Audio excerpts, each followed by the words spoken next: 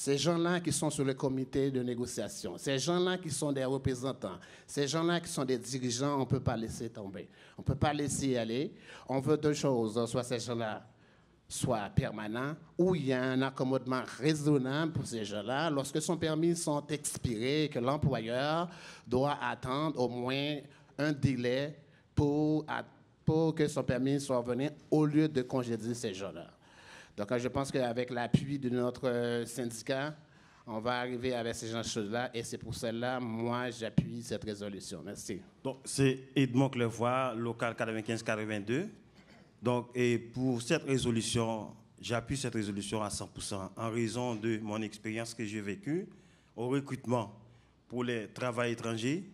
Donc, on a vraiment écouté les travailleurs étrangers qui ont subi par les employés, qui ont des difficultés, qui ont vraiment vécu beaucoup de problèmes. Donc, ça veut dire, même quand on est entré pour travailler avec eux, ils ont de la misère parce qu'ils ont peur le boss, les employés. Et surtout chez nous, comme notre président vient de dire à notre employeur, donc les travailleurs étrangers et les immigrants qui viennent demander d'asile, ils ont 5 ans dans l'usine, 6 ans. Donc le fait que le permis de travail est expiré, donc le boss nous a congédié. On avait plusieurs cas comme ça. Donc, et mon expérience, j'ai vécu à écoutement.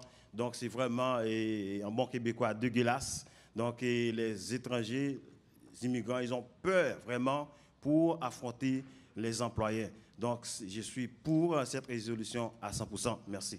Merci beaucoup. Oui, bonjour. Je suis de numéro de section locale 9340.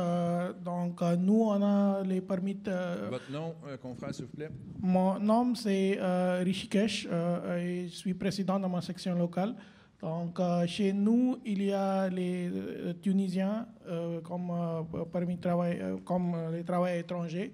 Donc, avant, il n'était pas courant avec la convention collective ou même il avait la peur de perdre son travail et tout ça. Donc, moi aussi, je suis d'accord avec la disposition de la convention collective. Syndicat élabore encore le modèle comme ça. Ils savent les droits et tout ça. Bonjour, Steve Galbois, délégué du 76-25. Je m'élève en faveur de la résolution.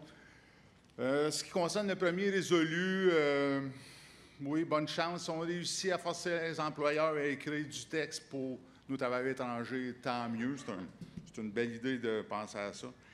Mais je m'élève surtout pour le dernier résolu. Je pense que la clé pour les membres des travailleurs étrangers puis l'ensemble des membres des métallos, c'est la sorte de permis de travail. On est en assemblée, mettons, dans un groupe, le boss, il connaît son membership, il sait que la majorité des membres sont sur un permis de travail fermé. Il fait des offres finales très basses. On arrive en assemblée, on va chercher un mandat de grève, on essaie de bâtir un rapport de force, on présente les secours de grève, fonds de grève District 5, Pittsburgh. On parle de l'horaire de piquetage. Vous allez pouvoir travailler, vous allez venir piqueter une journée. Le reste de la semaine, vous allez pouvoir travailler ailleurs. Mais eux, ils n'ont pas le droit de travailler ailleurs. Ils ont un permis fermé. Donc, qu'est-ce qui arrive quand on passe au vote? Même des fois, j'ai vu dans les milieux de travail, on n'a pas voté. On aimait mieux dire au boss qu'on a décidé de ne pas aller chercher un mandat de grève que d'arriver avec un mandat de grève qui aurait peut-être été 30 ou 40 %, peu importe. Pourquoi? Parce que les travailleurs avec un permis fermé ne votent pas pour la grève à aller se limiter au secours de grève en sachant qu'ils ne peuvent pas travailler ailleurs. Donc, la clé, c'est de travailler sur le permis ouvert, puis je suis en faveur de la résolution. Merci.